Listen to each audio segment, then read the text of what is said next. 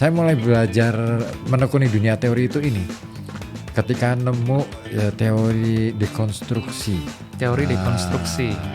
Itu Jacques Derrida dari Perancis itu.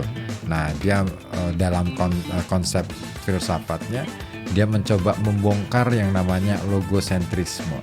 Logosentris ya. Iya. Jadi kita harus melepas dulu struktur logosentris, diudar dulu, terus kemudian dipilah, bukan dipilah-pilah, tapi dibiarkan kalau katakanlah misalkan bangunan ini itu tidak bisa kita rubuhkan dulu, terus kemudian semua elemen yang membangun itu dijajar aja nih. Terus kita akan punya pendapat yang berbeda-beda gitu kan. Mana unsur yang penting. Dan ternyata ada konsep yang menarik bahwa justru unsur yang dianggap paling tidak penting itulah yang paling penting. Dalam logosentris itu ya. Dalam banyak itu banyak banget ya cabang-cabang pengetahuan, cabang-cabang konsep filsafatnya.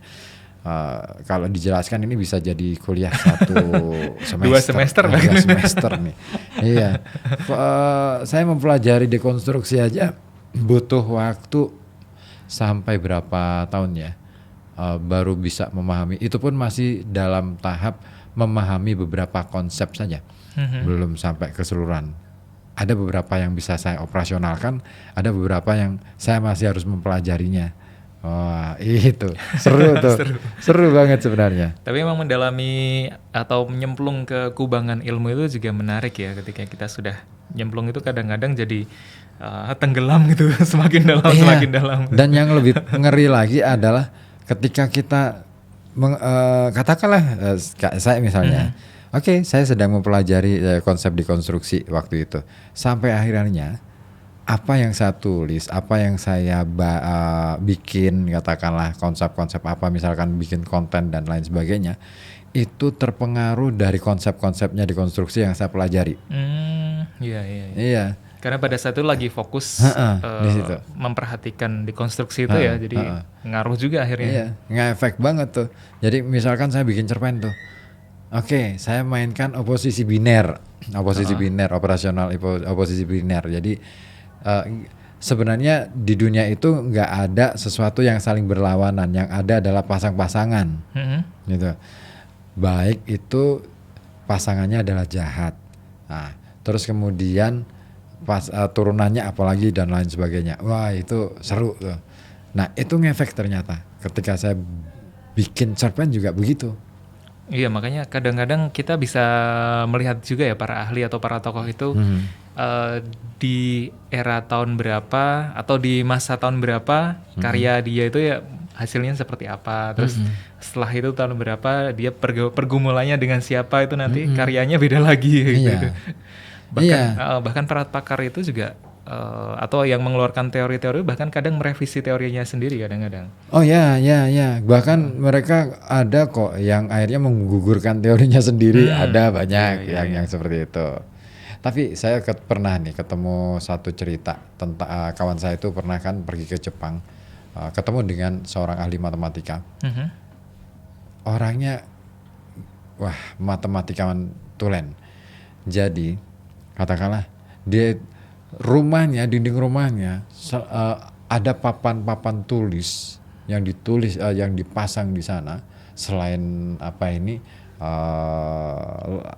rak buku. Papan-papan tulis itu mengelilingi tembok dinding rumahnya di seluruh bagian. Nah, yang menarik ada di papan-papan tulis itu selalu tertulis rumus-rumus atau hitung-hitungan yang sedang dia kerjakan. Gila ya, saya gila itu. Jadi dia nggak nulis di kertas, tapi di papan tulis itu. Nah, kenapa di papan tulis? Karena ketika dia masuk ke rumah itu sudah bisa lihat, terus langsung dia ingat untuk mengerjakan apa. Nah, yang menarik adalah dia kalau misalkan ada peristiwa apa gitu, misalkan peristiwa astronomi gitu kan, ada gerhana atau apa gitu, dia akan buru-buru, dia ngelihat sebentar, setelah itu buru-buru masuk ke dalam rumah, langsung bikin perhitungan segitunya. segitunya. ya. Gitu. Tapi menurut saya respect orang yang seperti itu. Artinya dia serius betul mendedikasikan untuk ilmu ya. Totalitas. Kalau kita kan jarang-jarang orang yang kayak gitu ya. Jarang-jarang. Ya makanya kadang bahkan ada juga ulama gitu kan yang sampai tidak menikah gitu. Karena dia sangat mendalami ilmu sampai tidak ada waktu lah gitu untuk mengurusi hal-hal yang lain. Bahkan sampai tidak menikah. Tapi ada juga ulama itu, ini cerita di Pekalongan. Salah seorang ulama kiai. Beliau tuh sangat tawadhu, kalau boleh dibilang seperti itu.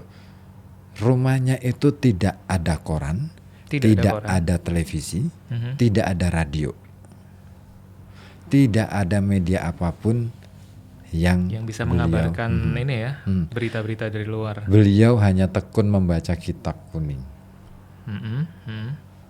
Dan yang menariknya lagi, beliau itu tekun, saking tekunnya, beliau menjadi rujukan kalau misalkan ada warga nih yang mau nanya gitu ke beliau. Jadi setiap hari itu hanya itu. Nah, pekerjaan beliau ya cuman baca itu. Nah, ya oke, pekerjaan duniawinya tetap adalah ya. Nah, tapi beliau itu menariknya apa? Beliau tuh nggak naik motor, naik sepeda. Rumahnya juga sederhana, tapi yang dahsyat itu adalah tamu-tamu beliau itu orang-orang besar semua. Masya Allah. Iya. Ada deh nanti di bawah aja. Iya, kadang-kadang kiai di kampung atau kiai yang bahkan yang tidak terkenal itu banyak juga gitu yang keren-keren gitu. Oh, itu kalau saya model kiai-kiai yang kayak gitu itu aku respect banget karena ya memang harus ada tugas yang dibagi-bagi ya. Ada yang memang tugasnya dikatakanlah harus turun langsung ke masyarakat, menggerakkan. Ada yang memang tugasnya sekedar baca kitab, mempelajari, terus kemudian pemikiran beliau itu dituangkan melalui karya-karya tulisnya dan lain sebagainya, sehingga bisa dibaca oleh orang yang katakanlah turun ke masyarakat. Kalau nggak ada panduan orang yang referensinya kuat kuat tadi gimana coba? Betul. Iya kan? Dia jadi rujukan utama nanti. Iya, biasanya kan orang yang suka bergerak itu kan sudah nggak ada waktu nih. Iya, capek buat gitu. Nemani masyarakat gitu kan. Makanya kalau aku kan gitu. Oke, saya kadang-kadang nyuruh anak-anak di komunitas tuh, kok coba deh kamu baca buku ini. Sebenarnya bukan aku ngasih tugas dia untuk mempelajari itu, tapi sebenarnya iya dia akan belajar.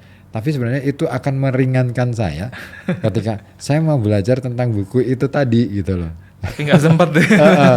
Tapi biarin yang belajar adalah anak-anak yang saya bina di komunitas itu. Nanti tinggal sharing-sharing habis itu gitu ya, diskusi. Iya. Kan lumayan. Merekanya dapat, akunya juga dapat. Iya betul. Tapi kadang karena ternyata ada banyak peran juga yang tadi dimainkan, setiap orang itu ada perannya masing-masing lah gitu. Dan kadang-kadang itu ada juga yang bingung, saya tuh perannya apa sih? Nah, itu dia. Gimana menemukan peran saya yang sebenarnya? Kalau masih banyak orang yang belum ketemu itu. Kalau sampai belum ketemu seperti itu bahaya. Menurutku sih bahaya karena sudah dijelaskan dari awal kan kita di dalam agama juga sudah jelas terang-terang tuh, kita bisa membaca katakanlah sifat-sifat Tuhan itu seperti apa dalam ajaran agama Islam sendiri. Ada Asmaul Husna. Nah di situ sebenarnya kita mau ngambil di posisi yang mana, di sifat yang seperti apa sebagai yang prioritasnya, terus kemudian yang berikutnya kan ini ngikutin aja nih gitu. Nah itu dia. Iya, ada 99 pilihan lah.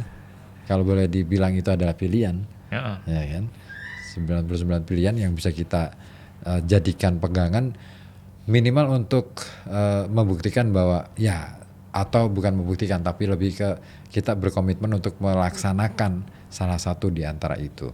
Gitu. Ya cuman emang faktanya kadang-kadang ya entah kenapa gitu ada saja gitu yang belum menemukan barangkali bisa jadi karena justru terlalu panjang mikirnya atau barangkali gimana, ada hal lain apa ya, atau mungkin ini dia malas belajar itu dia. Kalau itu kalau sih. udah malas susah sih.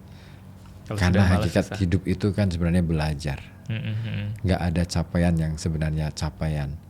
Yang ada adalah kita akan menuju tahap berikutnya, tapi kita harus tuntas mempelajari dulu yang tahap ini. Setelah pada tahapan berikutnya, kita akan ketemu dengan pelajaran baru yang sama sekali kita nggak ngerti. Tapi begitu kita balik lagi ke tahap yang sebelumnya, kita juga nggak ngerti lagi karena situasinya juga sudah berubah. Iya benar. Ya kan? Betul. Nah, iya. Ya, jadi memang nggak boleh malas ya. Nggak boleh malas. Iya, nggak boleh. Karena manusia itu nggak, apa sih yang bisa kita ketahui? Kan nggak ada. Betul. Kecil banget. Peluang kita untuk mengetahui sesuatu itu sangat kecil banget. Kita cuman dikasih tahu kok. Iya. Ya kan? Dan ya kita terbatas sekali gitu. Apa yang kita ketahui, apa yang kita anggap itu adalah pengetahuan, itu hanya apa ya istilahnya, hasil kita mencerap informasi dari apapun yang ada di realitas di keseharian. Itu pun hanya sejumput, nggak mungkin seluruhnya. Satu peristiwa aja deh, misalnya kecelakaan lalu lintas. Itu simpel kan? Yeah. Ada tabrakan, peristiwa tabrakan. Tapi siapa yang benar dan siapa yang jadi korban dan siapa yang jadi pelaku? Nah, itu iya kan? Apa penyebabnya dan lain sebagainya. Nah, kita nggak punya pengetahuan yang lebih dalam kecuali kita mau lakukan riset. Itu pun kalau hanya mengandalkan satu perspektif, pasti hasilnya berat sebelah. Betul, ya kan? Betul. Sama dalam seperti ilmu lingkaran sebenarnya. Kalau kita mau melihat realitas yang sepenuhnya sebenar-benarnya, ya kita harus melingkari satu titik realitas itu. Tapi apa kita sempat? Nggak mungkin. Kita manusia, kita makhluk yang serba terbatas. Iya. Nah kalau kita mencukupkan diri pada satu pengetahuan yang sudah kita tahu gitu, itu tanda-tanda kebodohan. Itu ya betul. Ya nggak boleh cukup deh. Kalau cukup itu urusannya dengan ini, nafsu kita untuk menguasai. Dicukupkan ya. Iya betul. Itu bahaya itu. Yes. Oke, nggak terasa ya. 50 menit loh kita ngobrol. 50 menit ngobrol bersama. Gila. Iya, dari urusan potong rambut sampai filsafat sampai fisika ya. Banyak hal yang kita bahas sore hari ini. Asik sih. Aku ngerasa asik aja sih ngobrol malam hari. Sore ini ya. Sore ini. Gitu. Sebenarnya memang banyak hal nih kalau kita teruskan nggak bisa kita jeda. Tapi kayaknya kita jeda iklan sebentar deh. Oke. Nanti dimarahin. Pokoknya jangan sampai tergoda ya. Meskipun kadangkala yang namanya cinta itu menggoda. Yes. Ini ada Noah yang mau mempersembahkan nih Kala Cinta Menggoda.